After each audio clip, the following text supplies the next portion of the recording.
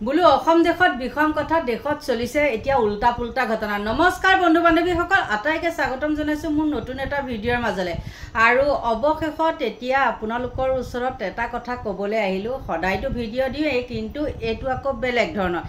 এইবাৰ এওঁ নতুনকৈ আবিৰ্ভাৱ হ'ল, মানে এণ্টি মাৰিছে ন্যায় নামত। আৰু ন্যায় নামত বুলি নহয়, এওঁ আকৌ এণ্টি মাৰিছে বিষয়টো অলপ বেলেগে। তেওঁ ন্যায় পাব লাগে নালাগে সেইবিলাক একো কোৱা নাই। মুঠতে তেওঁ সিধাই আহি কৈ দিলে জুবিন গাৰ্গৰ মৃত্যুৰ ঘটনাই প্ৰভাৱ নেপেলাই 2026 নিৰ্বাচনত কা বিৰোধী আন্দোলনৰ সময়তো কোৱা হৈছিল বিজেপিয়ে প্ৰত্যাহ্বানৰ সন্মুখীন হ'ব, কিন্তু বিজেপিয়ে সংখ্যাগৰিষ্ঠতা লাভ কৰি চৰকাৰ গঠন কৰিছিল। অহা নিৰ্বাচনতো জনসাধাৰণে উন্নয়নৰ ওপৰত ৰায় দিব। এয়াই আছিলে সাংসদ ৰঞ্জিত দত্তৰ মন্তব্য। এতিয়া কথা হ'ল, এইজন অতদিন ক'ত আছিলে বাৰু? এইজন সাংসদ হৈ পেলাই তেওঁ সামান্য জ্ঞানকণো নাইনে? তেওঁতো কিবা এটা ক'ব পাৰিলে হয়, বোলে জুবিন গাৰ্গৰ ন্যায় লাগে বা মানে আমি ইতিমধ্যে ক্ষিপ্ৰতাৰে কৰি আছোঁ বা তদন্ত কৰি আছোঁ, এইবিলাকতো ক'ব পাৰে। কিন্তু এই বৃদ্ধ বয়সত তেওঁ আহি কৈ দিলে যে জুবিন গাৰ্গৰ মৃত্যুৱে প্ৰভাৱ পেলাব নোৱাৰে 26ৰ ইলেকশ্যনত। গতিকে চাওক ইহঁত ক'ত লাগি আছে। গতিকে মই এতিয়া এটা কথা ক'বলৈ বিচাৰিছোঁ, আপোনালোকেতো সকলোৱে গম পায় এই বিজেপি এই কংগ্ৰেছ মুঠতে মানে ৰেলী, আৰু এইটো এটা সুবিধা লৈ লৈছে। য'তে ত'তে কিছুমান ৰেলী, কিছুমানে একে জুবিন গাৰ্গক ভাল পাই কাৰণে ৰেলী, আৰু কিছুমানে কি কৰিছে এনেই দেখাক দেখি ৰেলী। আৰু মই এতিয়া ক'বলৈ বিচৰা কথাটো এইটোৱে হ'ল যে এই ৰেলীবিলাক দেখি পেলাই আমাৰ মুখ্যমন্ত্ৰীৰ টোপনি সৰি গৈছে। গতিকে মই ভাবোঁ এই ৰেলী চেলি বন্ধ কৰি অকল আমাক জুবিন গাৰ্গৰ ওপৰত ন্যায় লাগে, সেইটোহে আমাক লাগে। আৰু বেলেগ পদ্ধতিও আছে। এই ৰাস্তাৰ ৰেলী কৰি দেখিছে নহয়, আৰু ৰেলী কৰিছে আমাৰ অইন দলসমূহে কৰিছে বাৰু, কিবা এটা কৰিব পাৰি। কিন্তু সেই ৰেলী কৰাৰ লগে লগে আমাৰ মুখ্যমন্ত্ৰীৰ কি হয়, মাথাই কাম নকৰা হয়। আৰু এতিয়া তেওঁ নিজেই কৈছে যে যেতিয়া নেকি এই চাৰ্জশ্বিটখন মানে ওলাব, SITক দিব, তেতিয়াই বোলে মুখ্যমন্ত্ৰীও হ'ব, ৰাস্তালৈ ওলাব, মানে ন্যায় বিচাৰি ওলাব। তেন্তে হ'লে চাওকচোন এইবিলাক বাৰু কেনেকুৱা কথা। দেশত এইবিলাক কি হৈ আছে? অৰাজকতা। আমি এতিয়া মানে ন্যায় বিচাৰিছোঁ। যিখন চৰকাৰ নেকি বৰ্তমান আছে সেইখন চৰকাৰৰ ওপৰতে সকলোৰে ভৰসা যে ন্যায় দিব পাৰিব নোৱাৰিব। আৰু কি কৰিছে তেওঁলোকে, মানে এতিয়া উল্টা পুল্টা কৰি পেলাই তেওঁলোকেহে আকৌ বেলেগক মানে ন্যায় বিচাৰিছে। মানে জুবিন গাৰ্গৰ হৈ ন্যায় পাবৰ কাৰণে মানে তেওঁলোকে ৰাস্তাই কি কৰিছে, গোট হৈ মানে প্ৰচেছন কৰিছে। আৰু সেই প্ৰচেছনত কি কৰিছে জানেনে? যিবিলাক প্ৰচেছন কৰিছে, পদুম ফুলৰ এডাল ডাণ্ডা লৈছে আৰু বেক চাইডে জুবিন গাৰ্গৰ ন্যায় দিব লাগে বুলি লৈছে। কিন্তু জুবিন গাৰ্গৰ ন্যায় দিব লাগে বুলিখন আগফালে, আৰু পদুম ফুলপাহ হ'ল মানে এইটো মানে বেনাৰখন পিছ চাইডে দিয়ে আৰু মুখখন লুকুৱাই দিয়ে, আৰু পদুম ফুলপাহ আগফালে। তেন্তে হ'লে আপোনালোকে চাওকচোন, আৰু তাত বিজেপিৰ পতাকা কিয়? আপোনালোকে যদি ন্যায়ে বিচাৰিছে, সকলোকে কৈছোঁ দেই, ন্যায়ে বিচাৰিছে, তেন্তে হ'লে পতাকাখনৰ কি কাম আছে? আৰু সেইবিলাক বিজেপি জিন্দাবাদ বুলি ক'বই নালাগে নহয়। যি নেকি ন্যায় বিচাৰিছে, আৰু তাত কি ন্যায় হকে অকল জুবিনৰ নামেই থাকিব লাগে। আৰু তাকে নকৰি পেলাই এতিয়া উল্টা পুল্টা কৰি পেলাই এইজন ৰঞ্জিত দত্ত অতদিন ক'ত সোমাই আছিলে, কি কথা মানে গমেই নাপাওঁ, কিন্তু তেওঁ আহি এতিয়া একদম চকী এখনত বহি লৈছে, লৈ পেলাই মানে কৈ দিলে কি জুবিন গাৰ্গৰ মৃত্যুৰ ঘটনাই প্ৰভাৱ নেপেলাই বোলে 2026ত। বা তেওঁ মানে চুপ লৈ পেলাই ক'ব পৰা শুনি আছিলে, যে কোনে কি কয় নকয় সেইটো শুনি আছিলে। শুনাৰ পিছত তেওঁ এইটো মন্তব্য আগবঢ়ালে। আৰু এই ৰঞ্জিত দত্ত কি কি মই এইবিলাক কিন্তু একো নাজানো দেই। এজনৰ নাম আগতে এবাৰ শুনিছিলোঁ, আৰু এতিয়া বহুত দিনৰ মূৰতে এইজন চাওকচোন কেনেকৈ একদম থম মদন গোপাল হৈ পেলাই বহি আছে। হয়তো আপোনালোকে ভালকৈ দেখিবও পাৰে দেই, মোৰহে ফটোখন আহি গ'লগৈ, একদম ক্ষমা কৰিব।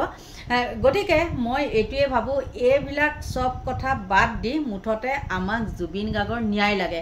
আজি ডেৰ মাহেই হৈ গ'ল, কিন্তু এতিয়াও নাই। এতিয়া লাগি আছে ৰৈ বিনালে। আৰু দেখিছোঁ বহু লোকে বেনাৰ পোষ্টাৰো মাৰিছে, বিশেষতে যতীন বৰাকো মৰা দেখিছোঁ মই জু ৰোডৰ ফালে। বাৰু যিয়ে নহওক, মাৰিছেতো আৰু মৰাৰ লগে লগে গৰিমা গাৰ্গকো দেখিছোঁ একদম তাত হেৰি কৰিছেগৈ, এইবিলাক বটল চটল চাফাই কৰিছে। আৰু কিছুমানে কৈছে যে পত্নী হেৰি কিবা পত্নী কিমান সাহস থাকিলে এনেকৈ মানে পত্নীয়ে কাম কৰিব পাৰে। সকলোৰে স্বামী মৃত্যু হ'লে মহিলাগৰাকীয়ে কাম কৰিব লাগিবই, সেইটো একদম ইমানো ডাঙৰ কথা নহয় আৰু। কিন্তু এটা কথা আপোনালোকে আকৌ এইটো কথা কোৱাৰ কাৰণে ভুল নুবুজিব, মই যিটো হয় সেইটোহে কৈছোঁ। এইবিলাক কিছুমান কামত লাগি থাকি লাভ নাই। মুঠতে এতিয়া আমাক লাগে জুবিন গাৰ্গৰ ন্যায়। আৰু এনেই আমি আৰু hash justice for Zubeen Garg বুলি লিখি থাকিলেও কাম দিব নেকি বাৰু? আপোনালোকে কওকচোন। মেইন গুৰিটোত আমি ধৰিব লাগিব। আৰু ঠিকে আছে কাম দিব, আমিও লিখিছোঁ, বহুতত লিখিছোঁ, কিন্তু কিবা কামত দিছেনে বাৰু? একো কামত নিদিয়ে যেতিয়ালৈকে নেকি আমাৰ মুখ্যমন্ত্ৰীয়ে তাত হস্তক্ষেপ নকৰে। আৰু মুখ্যমন্ত্ৰীয়ে হস্তক্ষেপ নকৰাৰ কি কাৰণ আপোনালোকে হয়তো বুজিবলৈ বাকী নাই। গতিকে মুখ্যমন্ত্ৰীয়ে নোৱাৰা কাম একোৱেই নাই। আৰু তেওঁ এতিয়া লাগি আছে, বৰ্তমান লাগি আছে, তেওঁ কিছু ভাল কামত লাগিছে বুলি কৈছোঁ। ভাল কামত বুলি কোৱাৰ লগে লগে কিছুমানে কৈছে ইছ্যু ডাইভাৰ্ট কৰিবৰ কাৰণে, কিন্তু সেইবিলাক বেলেগ কথা। যাৰ মনত যি মনোভাৱ আছে সেইখিনি থাকিবই। যাৰ মনত আছে যে জুবিন গাৰ্গক ন্যায় দিব লাগে সেইখিনি থাকিবই, কিন্তু তাৰ পাছত যে সেই বিল আছিদ খানক ধৰিলে বুলিয়ে যে ইছ্যু ডাইভাৰ্ট হৈ যাব সেইটোও কিন্তু কথা নহয়। নাচালেই হ'ল, সেইবিলাকক গুৰুত্ব নিদিলেই হ'ল। সেইটো কিয় নকৰে? সেইটোতো গুৰুত্ব দিব নোৱাৰে। আৰু সকলো কথাতে মুখ্যমন্ত্ৰীক দোষাৰোপ কৰিলেও নহ'ব। বহু কিন্তু গোপনীয়তা কথা ইতিমধ্যে তদন্তৰ পোহৰলৈ আহি আছে। আৰু কিছুমানে কৈছে যে এইবিলাকক ফচুৱা হ'ল। ঠিকে আছে ফচুৱা হ'ল, কিন্তু ফোন অফ কৰি পেলাই পলাইছে কিয় জানো। আমাৰ মুখ্যমন্ত্ৰীৰ যে সেইবিলাক এসময়ত বুকুৰ কুটুম আছিলে সেই কথাটোও আমি গম পাওঁ, নোপোৱাকৈ নাথাকোঁ। কিন্তু আপোনালোকে কেনেকৈ ভাবিলে যে মুখ্যমন্ত্ৰীয়ে আপোনালোকক একদম মূৰৰ ওপৰত লৈ থাকিব? সেইটো কেতিয়াও আশা নকৰিব। আৰু সদায় আমাৰ মুখ্যমন্ত্ৰীয়ে কাকো ওপৰত যাবলৈ নিদিয়ে। মুঠতে মুখ্যমন্ত্ৰী অকল হিমন্ত বিশ্ব শৰ্মাই, সেইটো মনত ৰাখিব আপোনালোকে। গতিকে তেওঁলোকক উঠাই দিলে। দেখিছিলে নহয় উৰিয়াম ঘাট এইফালে একদম হেৰি কৰোঁতে লাচিতৰ তেজ আছে, কিবা তেজ আছে বুলি মামাই উঠাই দিলে। তাৰপিছত কি হ'ল, ঘাচ কাটি দিলে। গতিকে বহুত সেইটো এটা ভাল কাম আৰু বহুত ভাল পাইছোঁ এইটো কথাৰ কাৰণে। কাৰণ ব্যৱসায় বাণিজ্য কিমান লাভ হয় নহয় আপোনালোকে আজিকালি বস্তুৰ দামত গমেই পায়।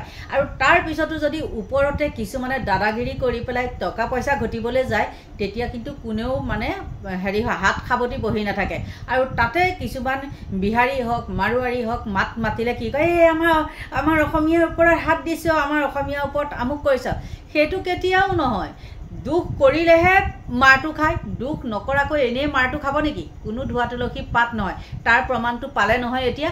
গতিকে মই মুখ্যমন্ত্ৰী ডাঙৰীয়াক এই কথাটোত বহুত বহুত ধন্যবাদ দিছোঁ। যদি তেওঁ সৎপথেৰে এই মানুহখিনি কেনেকৈ ধৰিছে তেন্তে হ'লে মোৰ ফালৰ পৰা একদম বহুত বহুত ধন্যবাদ দেই। আকৌ দ্বিতীয়বাৰ ধন্যবাদ দিছোঁ। আৰু যোনে যিমান যি নকৰক, মই মুখ্যমন্ত্ৰীকো কৈছোঁ, এইবিলাকক আপোনালোকেতো সকলোৱে গম পায়। তেওঁলোকে এতিয়াই পানী ফুকন নেকি, ৰন্তু পানী ফুকন, সেইজনে একদম খুব চিঞৰি আছে, এই আমাৰ ষড়যন্তৰ বুলি। তাৰ চিঞৰ ডাম্পাৰৰ পইচাখিনি দিলেনে বাৰু? ডাম্পাৰ কেলেংকাৰীত যে এইবিলাক আছে দিলেনে? গতিকে এইবিলাকো আছিলে বিজেপিৰে বি টিম, এতিয়াও আছে, নথকা নহয়। আৰু এজনৰ ফটো দেখাই আছে, সেইজন আচলতে দল বগৰা। কাৰণ লুইনজ্যোতি গগৈও কথা কৈছে আৰু এনেকুৱা ২ নম্বৰী কাৰ্যকলাপৰ কাৰণে তেওঁকো মানে বাহিৰ কৰি দিয়া হৈছে দলৰ পৰা। গতিকে তেওঁক বিজেপিৰ পৰাও তেনেকৈ বাহিৰ কৰি দিছে বুলি মই শুনিছোঁ। একদম সঁচা কথাটো হ'ল বিজেপিৰ পৰা তেওঁকো বাহিৰ কৰি দিছে। আৰু ফটো এখন থাকিব পাৰে, তেতিয়া হয়তো ফটোখন উঠি পেলাই তেনেকৈ দি থৈছিলে, মানে দেখাইছিলে। তেওঁতো বডিয়ে চডিয়ে আপোনালোকেতো গমেই পায় একদম ইছৰাম মোতকৈ মানে বিজেপি লিডাৰ কোনোৱেই নাই। এই ঠিক তেনেকুৱা ধৰণৰে এইবিলাক কেছ। আৰু ক'লো ৰেলী চেলি এইবিলাক যোনে যি কৰিছে, কিন্তু এই কংগ্ৰেছ বিজেপি এইবিলাক ৰেলী কৰোঁতে মামাৰ মানে মুখ্যমন্ত্ৰী দেই, চৰি মামা আহি গৈছে, মুখ্যমন্ত্ৰীৰ মাথাই কাম নকৰা হৈছে। গতিকে মই এইটোৱে জানো, মুঠতে যিকোনো প্ৰকাৰে ন্যায় পাব লাগে। আৰু মুখ্যমন্ত্ৰীয়ে কৈছে যেতিয়া মানে কৈছে যে ন্যায় পাবই, মই কথা দিছোঁ ন্যায় পাবই। কিন্তু মুখ্যমন্ত্ৰী ডাঙৰীয়াকো কৈছোঁ, আপুনি ইমান লেহেমীয়া কৰাৰ আঁৰৰ অন্তৰালত কি আছে? নিশ্চয় কিবা এটা থাকিব লাগিব, নহ'লে এইখন নহয়, হয়নে নহয়? যেনেকৈ এতিয়া বিল আছিদ খানক চুচৰাই আনিছে, আমি ভাল পাইছোঁ, ঠিক তেনেকৈ এইকেইটাকো আনক। যোন আছিলে গোটেইকেইটাকে চুচুৰাই আনক তেতিয়া আমি আপোনাক আকৌ ২৬ত ইলেকশ্যনত মুখ্যমন্ত্ৰী পদটোৱে আপোনাৰ হৈ থাকিব আৰু আমিও ভোট দিম কথা দিলোঁ গতিকে এতিয়া আপোনালোকৰ পৰা লৈছোঁ বিদায় বাই বাই